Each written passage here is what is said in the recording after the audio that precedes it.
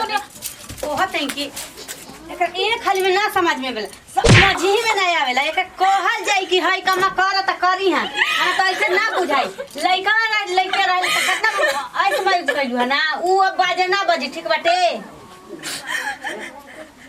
रोबो ना तो धर कर मुआ देम अभी जानत नहीं खुटा जाके जल्दी से झड़ुइया लगाओ अच्छा अभी तक बता खाना नहीं खा बना पता नहीं इनका बापवा ही खाना बनाएगा इनका माई है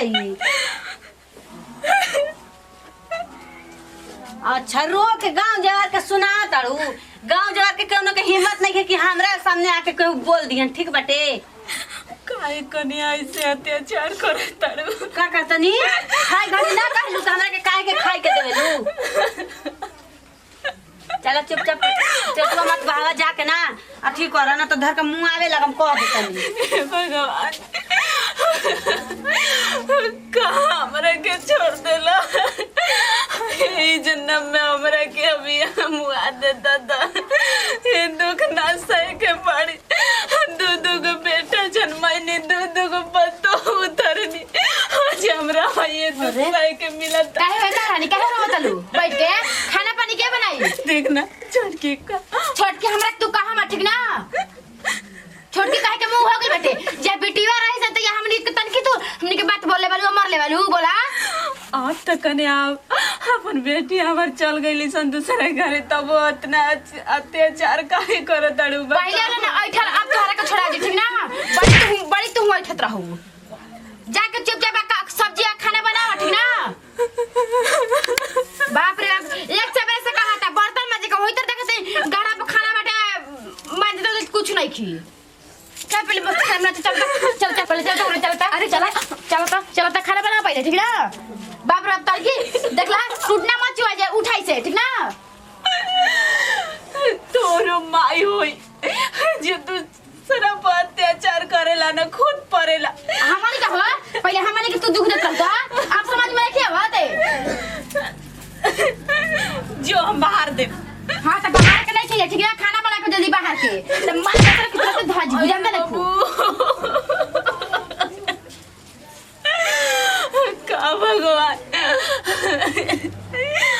काम रजिए के कोनो आधार नहीं के धन दौलत घर दुआर सब हमार बाटे बेटी पतो सब केहू हमार बा फिर भी काहे हमरा के केहू अपन नहीं के समझ पतो तो पतो हे भगवान आजकल के बेटा भी अपन माई के लात मार के भगा देता असन आखिर दुनिया में काहे ऐसे होता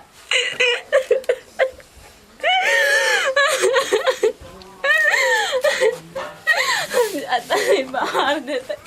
ना तो फिर आया संता हमार बेटी रही संता खतरा बढ़िया रहत रहे हमरा के चाय पानी सब देत रही सन आज के डेट में हमरा कुछ नहीं के मिला ये मिला गाड़ी बात लात जिद्दा दुख तकलीफ सब सही के पड़ता बुढ़िया के ना कोनो काम कहे करे के कह देना तो बुझा नु कि एकर जांगरे नहीं के काम करत आ ई नहीं के बुझा के जगह धो के डाल देले बने त तनी छितरा के डाली ना ये दादा ये एकर एकदम देखो कैसे हम अपना दिमाग लगा के एकरा घर से निकालत तानी ई रही है जी खाई दीदी कहो क्या करता है जी रौरा आ बुढ़िया ना चपोता ते खाली रौरा चपोता में आ और का करी ओकरा सब काम तो कहे के पारले एका गो आ देखी ना बहुते ऐठत है ना पहले से हमार मरद आवत ना तो देखी कैसे झुटिया के रोके ना आ इनकरा के देखी कैसे बग देवावत नहीं अपन मर से कह के ओने जाके अपन दवाई एक चाहे खाई चाहे मर जाए कुछ करी इनके डाक रखले बिया बुढ़िया देखो हमार मारा तो बाहर में बाड़न अब तू ही दिमाग लगाई है ठीक बाटे तोहर मर्द बड़े सीधा साधा बड़लो बहन तोहरा के ढेर न मानेलन सीधा सीधा बाई त काजी देखी तन की कैसे उनकर ऐठल हम छोड़ा तनी बुढ़िया के हम जा तनी ठीक बा फोन से जाए कबो शाम के आइम न तो हम कहम वहां से ठीक बाटे चल कहां बिया ओ बर्तन धोए कहले नहीं धोले नहीं के चल बुढ़े बुढ़े बर्तन मारल जा चल का करत हो खोला सुन त हां अब अपन नखरा दिखाई हाय काजी आई का करत खाना ना हो गइल खाना के पूछे तनी हां हमके देखी त बुढ़िया मरले ये केतना मार तार के मरले हिया काने काने मरले हिया हो देखी त कपड़ा कैसे बोलल बेटे हिदे दादा हमर रोनिया के मारती ओकर त न क्यों बुझाता हम हो कुछ नहीं किसान बुढ़िया के निकाली घर से नहीं तो हम ना हम समझ चल जी अपन हाथ ना रहे रे मारे के उ मार दिया तो बड़ा उतना काका के बढ़िया आइल भरी भरी मारे मारे ताली अपने को लाउर ले ले ताली लाउर ये सब मार तू हमर काजू किशमिश खाइली जियान खइलू चल तू चल त घर में चल त चल। देखी कहां बिया ये खातिर तूनी के जन्म आइले रही यही तू खातिर दूगो बेटा जन्म आइनी कबो हमरा सुख ना मिलल अब कौन सुख लेबे हमर लेबे सुख पतोहिया नहीं सब कर सुख अरे तोरा के नहीं बाबूआ जोले बड़ी मरले हिया मरले हिया दोनों मिल आया तू पुना चुआवा तड़ू ओकर मार के का हाल कइले बे तू रे हैं आ कहत हमरा के मरले हिया कैसे हम तोरा के मार सकत रे ओकर ते अपन ते मिलाव तो कैसन बारे भेस बनाव तो तू जल जाना तो हमरा के चिना तो नहीं मार चिना तो ना रे हमरा के जोर हमरा महारानी को मार के कुल से फुलैले बड़ुआ के भेस बनाव तड़ू अभी हे भगवान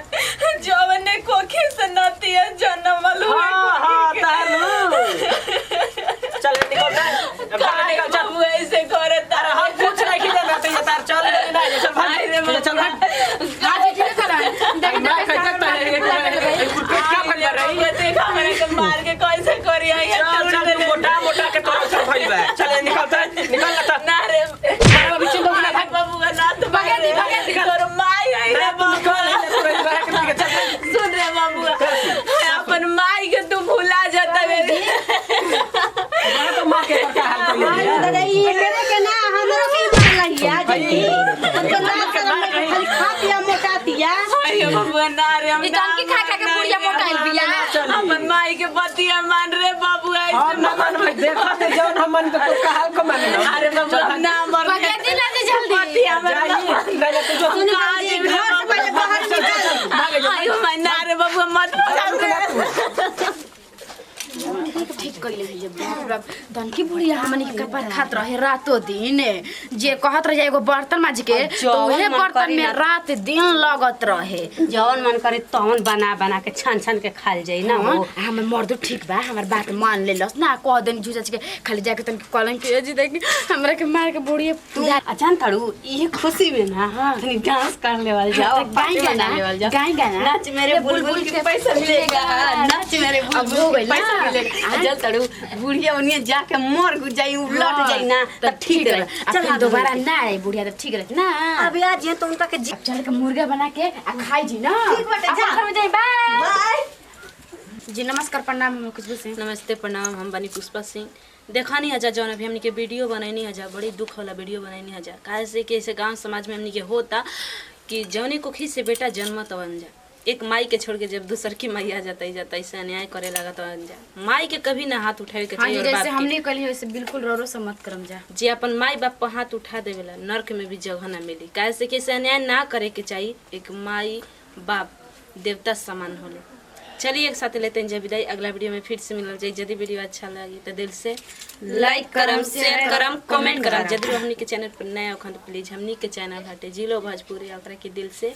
सब्सक्राइब करम काहे से कि सबसे पहले हमनी के वीडियो रउआ तक पहुंची कमेंट में जरूर बताएं कि हाँ वीडियो कैसन लागल हो काहे से कि ऐसन माई बाप को बहुत बेटा अत्याचार करत हवन लास्ट में कहीं जा जिलो भोजपुरिया जी भर के